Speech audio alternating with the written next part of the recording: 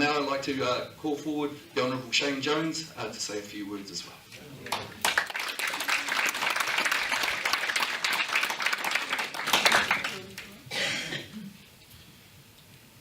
Kia ora no tātou. Actually, you have two Shanes here, and I'd like to invite Dr. Shane Reti to come up so we can share the speech together, please. And given that he's the local member, I tried my best to dislodge him, but highly unsuccessful. So I'd like to invite Dr. Reti if he could open up, and I'll make a few, Julia, concluding remarks.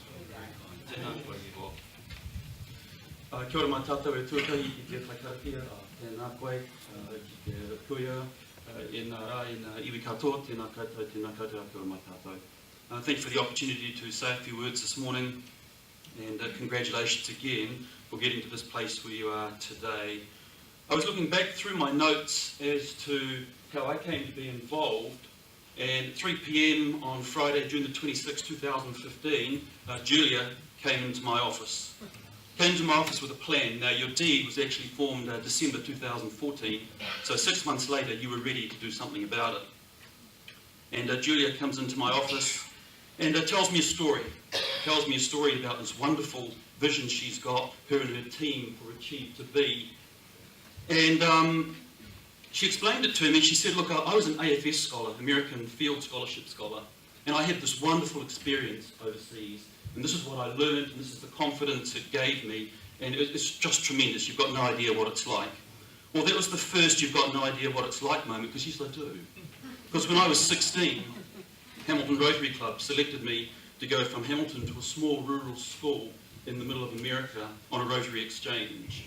And maybe somewhat similar, I came from a working class Māori background in Hamilton. Goodness only knows why Hamilton Rotary Club would select me, was not the Rotary type. Didn't understand them at that stage. Women still weren't allowed into Rotary. There were Rotarians, but not actually Rotarians. And so when Julia said you have no idea what an exchange can do for you, it did a lot of things for me to open my eyes.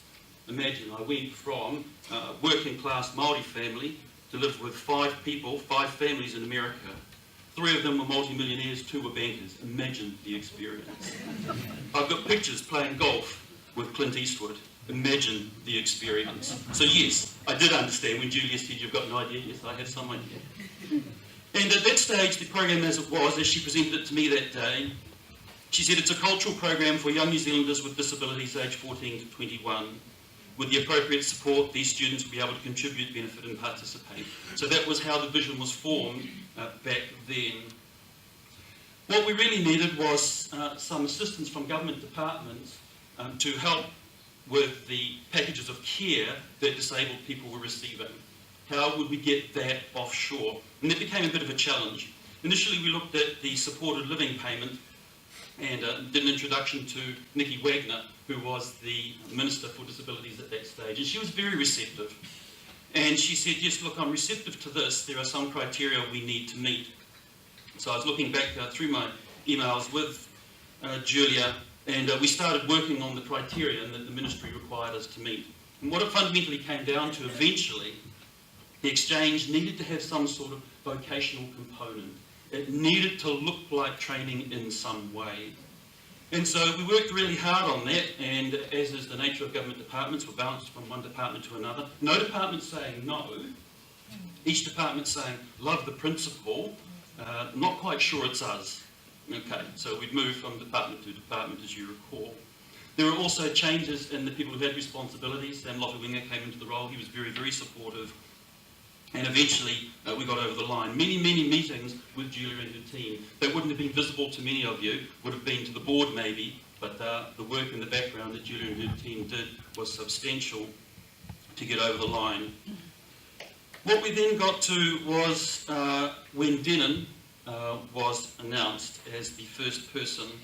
And as we shaped the mission, as Julia shaped the mission, it went from what I read out to you initially to this submission that we made to the Department of Social Services to try and get government funding. This is what it became. It was a really good discipline to fine-tune the mission. Achieve2B is fervently founded on the belief in research evidence which advocates that by students participating in an international exchange program, they will gain the self-mastery, self-confidence, and independence, enabling them to become our future. Wow, what a powerful statement. So if nothing else, the discipline of the enforced net government criteria helped the mission statement to shape something really powerful.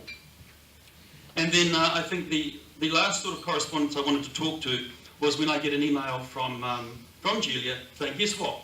Applications are opening September 2016, and we've selected, or a few weeks later, we've selected our first candidate. She said, and let me tell you about him. His name is Denon Foster. And she gave me his background. It was a wonderful story. And this was the second, are you going to tell me something I don't know moment? Because my email reply to her was, yes, I was his GP from his birth. What would you like to know? Correct, Tammy Jo, isn't it? So there's those strange connections of fate sometimes in circles that join with all of you and all of us who have the same intention. And for Shane and I, our role is just to unlock government departments. Sometimes they get frozen for reasons that just don't make sense. It didn't make sense. But that's the nature of government departments sometimes. And that's the role that Shane and I have, to try and unlock them for you when the cause is right, when your intention is right, and we just need to make it happen. So I've been very pleased in some tiny way to work with the Trust, to work with you all, to get to where you are today. Natasha and Taylor, haven't had the privilege of meeting with you yet, but congratulations, you add your mana to this whole project, so kia ora koutou. And to everyone here, thank you again for the wonderful support and for this wonderful program, which you can clearly see Shane and I are both supporting. Kia ora mai tātou.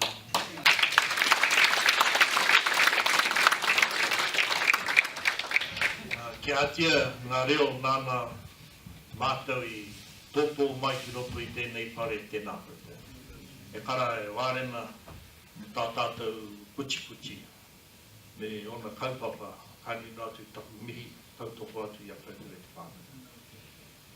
Well, after the GP has spoken, there's not much for the naughty boy of Parliament to say. But to the rangatahi who have enjoyed the opportunity to travel and to expand your horizons through this kaupapa, I wish you well. Julia, I'm glad that Dr. Reti is here, because despite my talent for bluster, I have an emotional side to me. And I don't genuinely come to these events because my family has personally experienced sadness and challenges of this nature, and it's not really in my nature to talk about it publicly. But when the opportunity arose, and I recall you went to Queen Victoria's School and I went to St. Stephen's Māori Boys School, the least I could do was support a fellow graduate from our Māori boarding schools. But I would say to the families, and in particular the families that come from overseas, New Zealand has quite a liberal culture. And despite the fact that we market ourselves as big burly rugby players and incredible athletes on the ocean, there is a sliver to New Zealand society that is still learning to embrace and change the ways of government and improve the styles of behaviour in society, so families who have disabled members of their families are embraced as true citizens.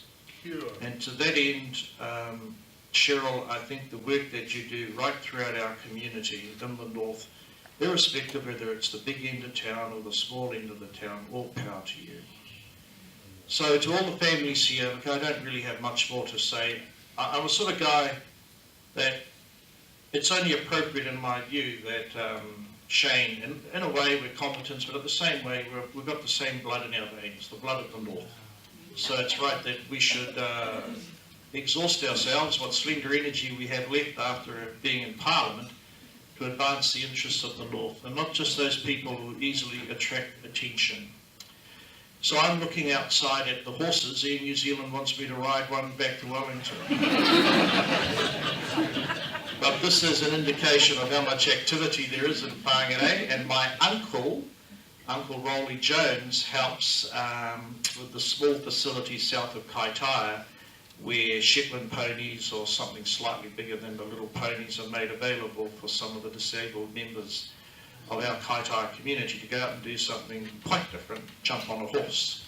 So each of us in our families, we have our own small ways of contributing this, and indeed my mother has done this in Australia in a great extent. So karu e nei kōrero. I know that, as our kai kōrero has said, soon there'll be a kai, and you learn in politics, your popularity diminishes if you stand between the kai and the people. And Dr. Reti and I will now sing a waiata. Kia ora koutou katoa. Tūturu mai ngā iwi, we tātou tātou e. Tūturu mai ngā iwi, we tātou tātou e. Vai a te maramatanga, me te aroha. E ngā iwi, ki a katakutangi, ki a kutangia. Tātou tātou e.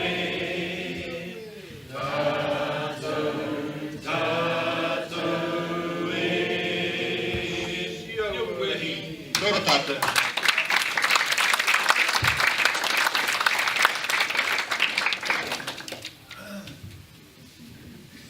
Kia ora, and thank you to the Honourable Shane Jones and Dr. Shane Reti as well.